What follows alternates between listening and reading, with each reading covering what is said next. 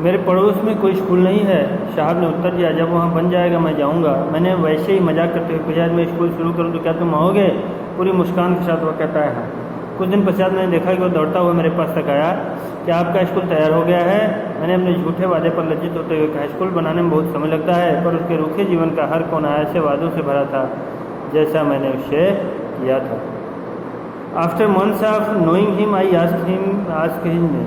एक मंथ जानने के बाद मैंने उसका नाम पूछा। साहिब आलम, ही अनाउंसेस, वो बताता है।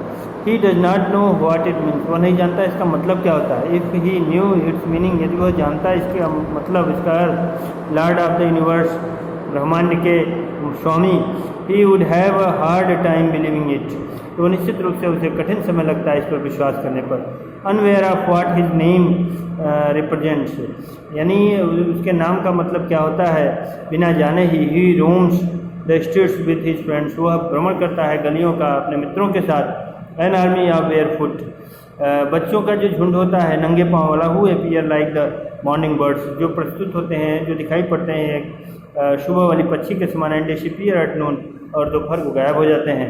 ओवर द मंथ्स, महीनों के उपरांत, I have come to recognize, मैं आया जानने के लिए, पहचानने के लिए, मैं जान चुकी हूँ उसे, ईच ऑफ देम, उनमें से प्रत्येक को। Why are not you wearing chappals, आप सब चप्पल क्यों नहीं पहनते हो? When I asked one, मैंने एक से पूछा, my mother did not bring them down from the shelf, यानी शेल्फ से माता उसे बाहर नहीं निकालती है। ही इंसर्ट सिंपली, साधारणतः उसने उत्तर दिया। उसे जानने के कई महीनों बाद मैंने उसका नाम पूछा, वो बतलाता है साहिब आलम। इसका अर्थ वो नहीं जानता, यदि वो इसका अर्थ जानता तो दुनिया का मालिक, जिस पर उसे विश्वास करना मुश्किल होता। अपने नाम के अर्थ से अनजान वो अपने दोस्तों के साथ गलियों में घूमता है, जो नंगे पैर फिरने वाले लड़कों की एक सेना है, जो सुबह चिड़ियों की तरह प्रकट होती है और दोपहर को गायब हो जाते हैं। महीनों बाद मैं उन सबको पहचानने लगी थी। मैंने उनसे से एक से पूछा, तुम चप्पल क्यों नहीं पहन रहे हो? उसने स्पष्ट रूप से उत्तर दिया, मेरी माँ उनको टाँड़ से नीचे नहीं उतारती है।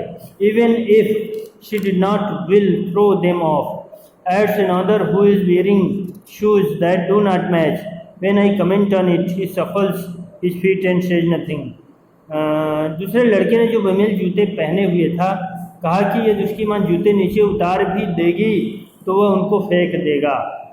जब मैंने इस पर टिप्पणी की तो उस लड़के ने अपने पैर भूमि पर रगड़े और कुछ नहीं कहा।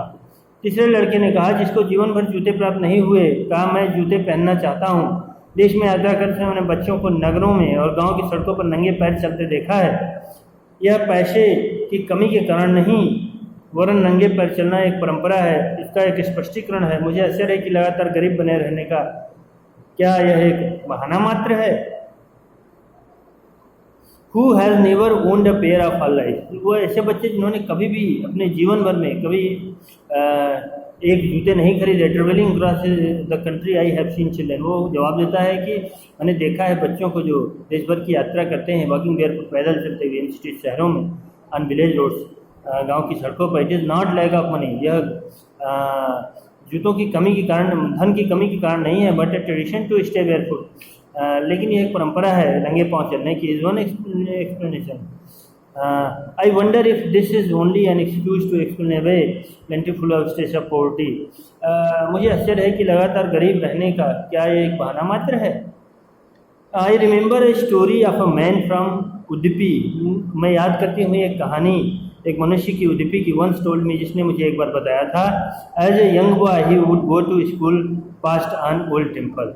एक युवा बच्चे के रूप में वह जब स्कूल जाता था, एक मंदिर के समीप से जाता था, where his father was a priest, जहाँ पे उसके पिताजी पुजारी थे। He would stop briefly at the temple, वह स्टॉप कर सका, वह रुक सका मंदिर के सामने, and pray for a pair, और एक जोड़ी जूते के लिए प्रार्थना करता। 30 years आफ्टर, 30 वर्ष बाद, आई विजिटेड हिज टाउन, मैं एक बार पुनः भ्रमण की उसके कस्बे में, एंड द टेम्पल, और मंदिर पर, which was now down drowned in an air of desolation. अब वह पूरी तरह से डिसोलेशन मीन्स उजाड़ नुमा हो गया था। एंड इन द बैकवर्ड, उसके पीछे, where lived the new players, जहाँ पर नए पुजारी रहते थे, there were red and white plastic chairs, यहाँ पे लाल और सफ़ेद प्लास्टिक की चेयर्स थी। Young boy dressed in a grey uniform, एक युवा लड़का जो भूरे यूनिफॉर्म में पहने हुए था, वेयरिंग सॉक्स एंड शूज, जो मोजे और जूते पहने था, arrived painting and through his school, पहुंचा और अपने स्कूल बैग को एक फोल्डिंग बेड पर फेंकते हुए, लुकिंग एट द बॉय, बच्चे को देखते हुए मैं याद करी, I prayer the prayer another boy, वह दूसरे बच्चे की मुझे याद आई, had made to the goddess, जिसने प्रार्थना करी थी देवी से, when he had finally got a pair of shoes, जब वह पाया एक pair of shoes, let me never lose them, मुझे उन्हें खोना नहीं चाहिए। The goddess had granted his prayer, देवी ने उसकी प्रार्थना स्वीकार कर ली। यंग बॉय लाइक द सन, युवा लड़का उस बच्चे के समान अब द प्रियस पुजारू का नाउ वो शू, जब जूता पहने था। But many others like the rock pickers, लेकिन अन्य दूसरे जो कूड़ा उठाने वाले थे इन माई नेबरहुड, मेरे पड़ोस में, रिमेन शूलेस, अब भी वो बिना शू जूतों के ही रहा करते थे। उडुपी में रहने वाले एक व्यक्ति ने एक बार मुझे कहानी सुनाई जो मुझे याद आती है। जब वो छोटा लड़का था, वो मंदिर के पास से होकर स्कूल जाया करता था। उस मंदिर में उसका पिता पुजारी था। वो मंदिर में थोड़ी देर के रुकता था और जूतों के लिए प्रार्थना किया करता था। 30 वर्ष पहले मैंने उस कस्बा और वो मंदिर देखा जो बिल्कुल उजाड़ पड़ा था। उस मंदिर के पीछे जहाँ नया पुजारी रहता था, लाल और सफ़ेद प्लास्टिक की कुर्सियाँ थी। छोटा लड़का जो स्लेटी रंग की वेशभूषा पहने था, जूते और जुराब पहने था, हाँफता हुआ आया और अपना बस्ता एक फोल्डिंग बेड पर फेंक दिया। और लड़के की ओर देखते हुए मुझे दूसरे लड़के की याद आई जो देवी से प्रार्थना किया करता था। तो बंद में उसे जूतों की जोड़ी प्राप्त होगी। उसने कहा, मेरे जूते कभी न खोए। देवी ने उसकी प्रार्थना स्वीकार कर ली। पुजारी ने लड़के की तरह छोटे लड़के जूते पहनते थे, पर बहुत से अन्य जैसे मेरे पड़ोस में काबाड़ियों के लड़के बिना जूते पहने ही रहा करते थे। माई एक्वाइंटेंस विद द बेयरफुट, मेरी जो प्राप्ति थी, मेरी जो जान पहचान थी उन नंगे पाँव वाले लड़कों से, लिट्स मी टू सीमापुरी, जो मुझे सीमापुरी ले जाते थे। प्लेस ऑन द पेरीफेरी, एक प्लेस है, वो स्थान जहाँ दिल्ली के बाहरी भाग का है, 8 माइल्स अवे फ्रॉम इट, फिर भी वह मीलों दूर है इससे।